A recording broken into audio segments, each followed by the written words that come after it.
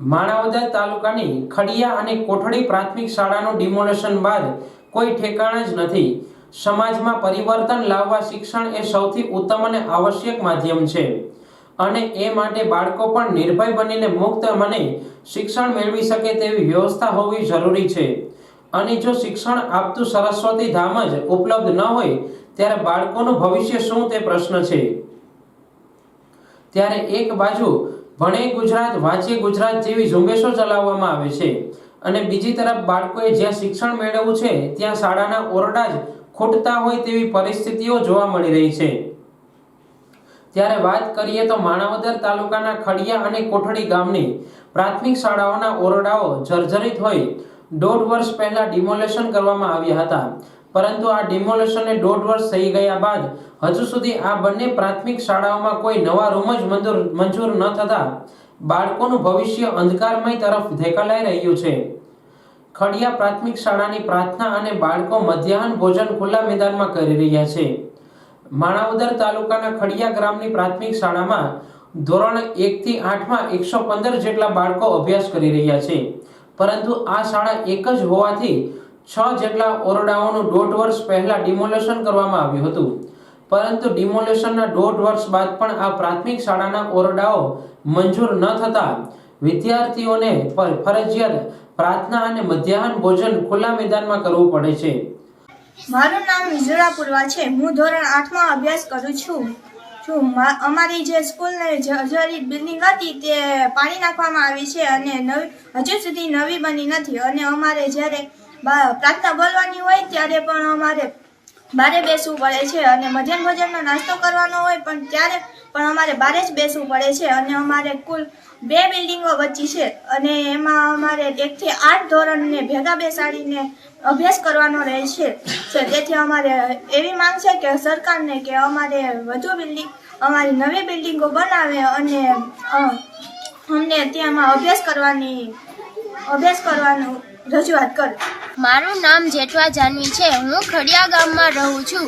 હું ખડિયા ગામની પ્રાથમિક શાળામાં ધોરણ 8 માં ભણું છું। અમારી શાળામાં એક રૂમમાં બેસવા લાયક નહોતું એટલે તેને પાડી નાખવામાં આવ્યું છે। હજુ સુધી તે બન્યું નથી એટલે અમારે બધા જ વિદ્યાર્થીઓને બહાર બેસવું પડે છે। તો સરકાર સુધી અમારો અવાજ પહોંચે તો નવું બની જાય તો અમે બધા તે નવા રૂમમાં બેસીને અભ્યાસ કરીએ। આ ઉપરાંત તેઓનો અભ્યાસ પણ ઓસરી અને રૂમમાં એકી સાથે 2 ધોરણના વિદ્યાર્થીઓને કરાવવો પડે છે।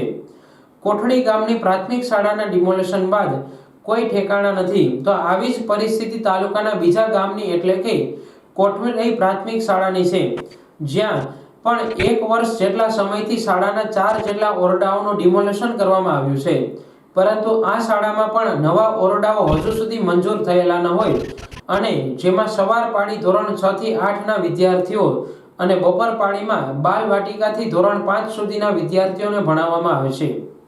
ઉપરાંત શાળામાં મધ્યાહન શેડ ન હોવાથી વિદ્યાર્થીઓને મધ્યાહન ભોજન પણ ખુલ્લામાં લેવું પડે છે। આ અંગે ખડિયા અને કોઠડી ગામની પ્રાથમિક શાળામાં મુલાકાત લેતા પ્રાથમિક શાળાના વિદ્યાર્થીઓ જણાવ્યું હતું કે અમારે ભણવું પણ છે, અમારો રૂમ જ ન હોય તો અમારે કેવી રીતે ભણવું, માટે અમને પણ સારી સ્કૂલ મળવી જોઈએ। આ અંગે ખડિયા ગામના વાલીઓએ જણાવ્યું હતું કે અમારા ગામની પ્રાથમિક શાળાના શિક્ષકો ખૂબ સારા છે, પણ શાળામાં જરૂરિયાત પ્રમાણે રૂમ જ ન હોય તો અમારા સંતાનોને બેસાડવા ક્યાં જેવા સવાલો થયા હતા। માણાવદર તાલુકાના ખડિયા ગામના રામજીભાઈ દેવાભાઈ વિંજોડા બોલું છું। અમારા અહીંયા વર્ષોથી આ જૂની નિશાળ હતી, એ જૂની નિશાળને હવે તોડી પાડવામાં આવી છે, તો જેથી કરીને નવી નિશાળ થાય એવી અમે અપેક્ષા રાખીએ।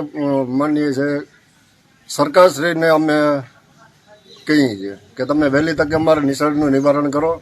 અમારા બાળકો અહીંયા બહુ હેરાન થાય છે અને નિશાળ નથી પણ ઓસરીમાં બેહીને અને નાના નાના બાળકો અભ્યાસ કરે છે, તો જેથી કરીને વહેલી તકે નિશાળ થાય એવી અમારી આશા છે।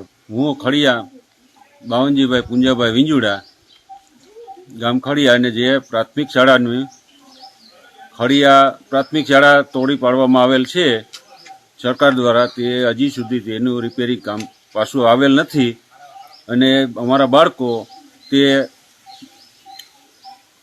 ઓસરીમાં ભણે છે અને ગ્રાઉન્ડમાં જમણવાર મધ્યાહન ભોજનનું અને પ્રાર્થનાનું બધું તે ગ્રાઉન્ડમાં છે.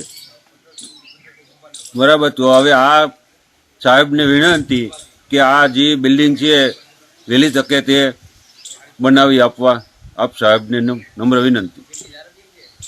કારણે સરકારની પોલિસી બદલવાની જરૂર છે. અત્યારે કોઈ પણ શાળા જર્જરિત હોય ત્યાં ડિમોલેશન કરવામાં આવે છે. બાદમાં જે તે વિભાગ દ્વારા મંજૂરી આપીને ગ્રાન્ટ આપવામાં આવે છે. જે પ્રક્રિયામાં વધુ સમય લાગે છે ત્યારે જે તે શાળા જર્જરિત હોય અને ત્યાં પહેલા સર્વે કરીને નવી શાળાની મંજૂરી કરવામાં આવે પછી ડિમોલેશનની પ્રક્રિયા હાથ ધરાય તો વિદ્યાર્થીઓના શિક્ષણ કાર્ય પર અસર ના થાય.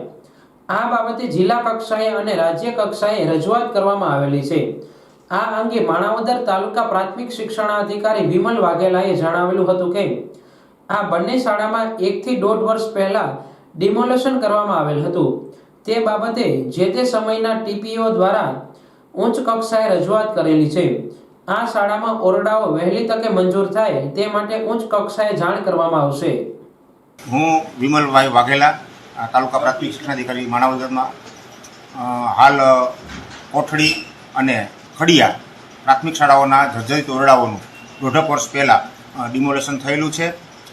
ત્યારબાદ જે તે વખતના ટીપીઓ શ્રીએ બંને ગામની અંદર નવા રૂમ ઓરડાઓ બાંધવા માટેની દરખાસ્ત અત્રેથી જિલ્લા કક્ષાએ મોકલી આપેલ છે અને જિલ્લા કક્ષાએથી રાજ્ય કક્ષાએ પણ મોકલી આપેલ છે. અને હાલ હું અહીંયા 2 કે 2.5 મહિના જેવો મારો સમયગાળો થયો છે. મિત્રો દ્વારા મને જે માહિતી મળી અને ઓફિશિયલી રેકોર્ડ ચેક કરતાં આ બંને ગામોના રૂમ વહેલી તકે મંજૂર થઈ જશે આવું અમને રાજ્ય કક્ષાએથી કહેવામાં આવેલ છે.